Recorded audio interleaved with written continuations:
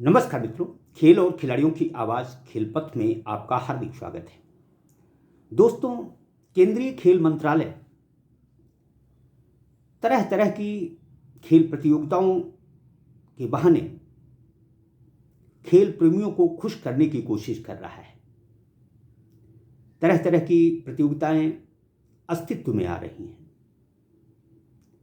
केंद्रीय खेल मंत्रालय ने खेलो इंडिया यूथ गेम्स, खेलो इंडिया यूनिवर्सिटी गेम्स, खेलो इंडिया पैरा गेम्स का आगाज तो कर दिया है, लेकिन उसे ये नहीं पता कि विभिन्न राज्यों में स्कूल कॉलेजों में शारीरिक शिक्षक नहीं हैं।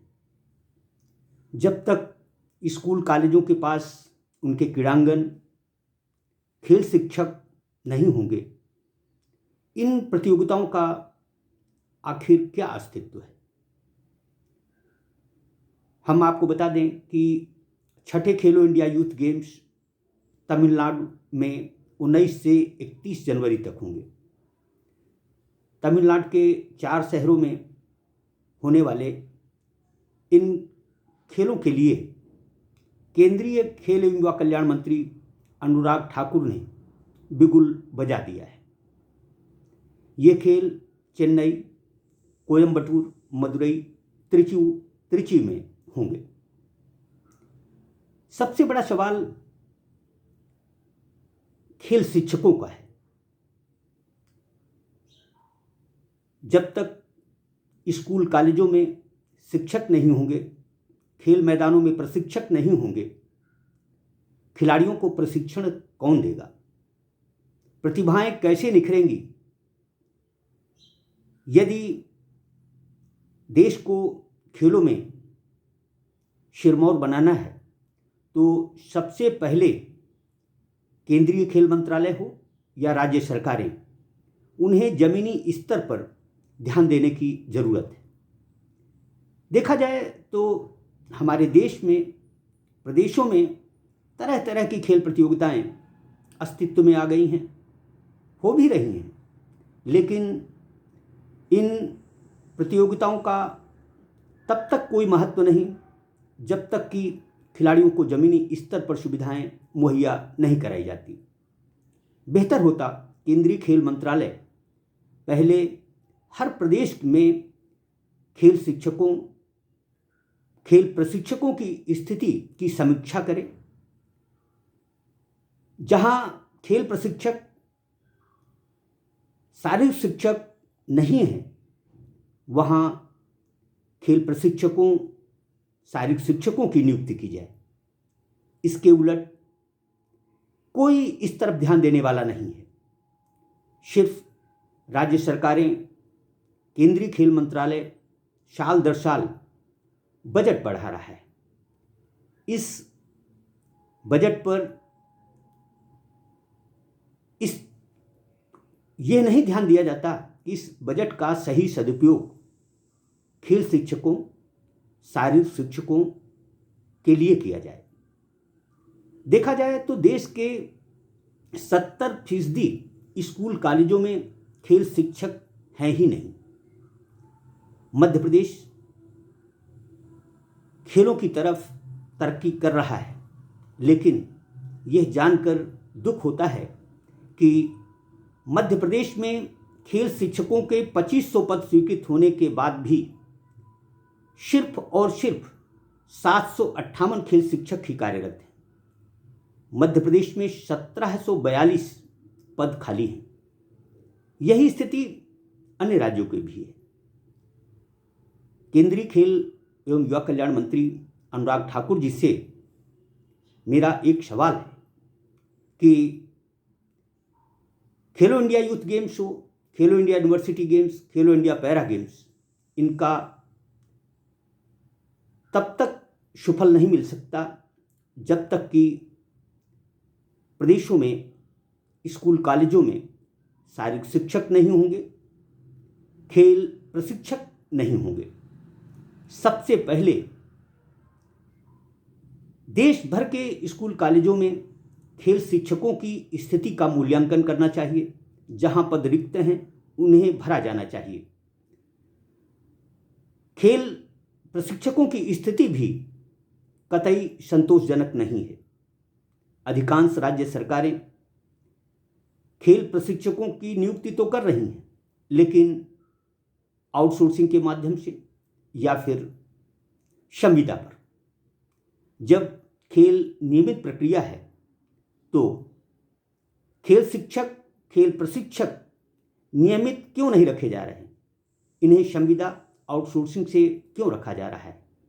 खेलों में ठेका प्रथा का क्या वजूद हो सकता है? यह सोचने की बात है। खेल हों लेकिन अच्छे सलीके से हों। सिर्फ बजट को लगाने के लिए यदि खेलों का आयोजन किया जाता है तो यह सरासर देश और प्रदेशों के लिए विश्वासघात है। केंद्रीय खेल एवं युवा कल्याण मंत्री अनुराग ठाकुर तरह तरह के खेल आयोजनों को अस्तित्व में ला रहे हैं। लाना चाहिए। खिलाड़ियों को खेलों के मंच मिलना चाहिए, लेकिन इन खेल मंचों का तभी कोई सुफल है जब देश के सभी राज्यों में स्कूल कॉलेजों में क्रीड़ांगन हो, खेल शिक्षक हों, जो क्रीड़ांगन हैं उनमें खेल प्रशिक्षकों की नियुक्ति हो, वरना ये सब फिजूल है। दरअसल जब तक हमारे देश और प्रदेशों में खेल शिक्षकों, खेल प्रशिक्षकों की कमी रहेगी, हम कितनी ही प्रतियोगिताएं क्यों न करा लें, उनका कोई सुफल नहीं मिलने वाला। यदि हमें वाकई में भारत को खेलों में सर्वशक्तिमान बनाना है तो सबसे पहले खेल शिक्षकों और शारीरिक शिक्षकों की दयनीय स्थिति को सुधारना होगा। खेल शिक्षकों, खेल प्रशिक्षकों का मानदेय, मासिक वेतन इतना कम है कि वह आखिर प्रतिभाओं को सही मन से तो कतई प्रशिक्षित नहीं कर सकते। यदि खेलों का भला करना है तो अनुराग ठाकुर हों या राज्यों के खेल मंत्री, उन्हें सबसे पहले देश में खेल शिक्षकों, प्रशिक्षकों की कमी को दूर करना चाहिए। केंद्रीय खेल मंत्रालय खेलों में सुधार की खातिर विदेशी प्रशिक्षकों की मदद ले रहा है। उन पर अकूत पैसा खर्च किया जा रहा है, जबकि हमारे देश में सुयोग्य खेल प्रशिक्षकों, खेल शिक्षकों की कमी कतई नहीं है। यदि हम अपने सुयोग्य खेल शिक्षकों, खेल प्रशिक्षकों की सुध लें, उन्हें सही मानदेय, वेतन मिले, तो मैं समझता हूं कि हमारे ही प्रशिक्षक, हमारे ही खेल शिक्षक उदीयमान प्रतिभाओं को निखार कर वैश्विक खेल मंचों लायक जरूर बना सकते हैं। जब तक हम खेल शिक्षकों, शारीरिक शिक्षकों की कमी को दूर नहीं करते, तब तक हमारा देश कतई आगे नहीं बढ़ सकता। जो भी खेल प्रतियोगिताएं राष्ट्रीय स्तर की हो रही हैं, उनमें राज्यों के बीच प्रतिस्पर्धा भी सलीके से नहीं हो रही। महाराष्ट्र, हरियाणा को छोड़ दें तो बाकी राज्यों की स्थिति क्या है बताने की जरूरत नहीं है। उत्तर प्रदेश आबादी की दृष्टि से सबसे बड़ा राज्य है, लेकिन दुख और अफसोस की बात है कि इतने बड़े प्रदेश में बमुश्किल 300 प्रशिक्षक प्रशिक्षण दे रहे हैं, वह भी आउटसोर्सिंग के माध्यम से। खेल शिक्षकों की स्थिति भी उत्तर प्रदेश में संतोषजनक नहीं कही जा सकती, जबकि school games federation of India का अध्यक्ष उत्तर प्रदेश का ही है। दरअसल धन का उपयोग तभी सार्थक हो सकता है जब जमीनी स्तर पर खिलाड़ियों, प्रशिक्षकों, खेल शिक्षकों को सुविधाएं मिले, प्रोत्साहन मिले, वरना ये सब कुछ सिर्फ और सिर्फ बजट को ठिकाने लगाने का ही उपक्रम माना जाएगा, कहा जाएगा। जय हिंद, जय भारत।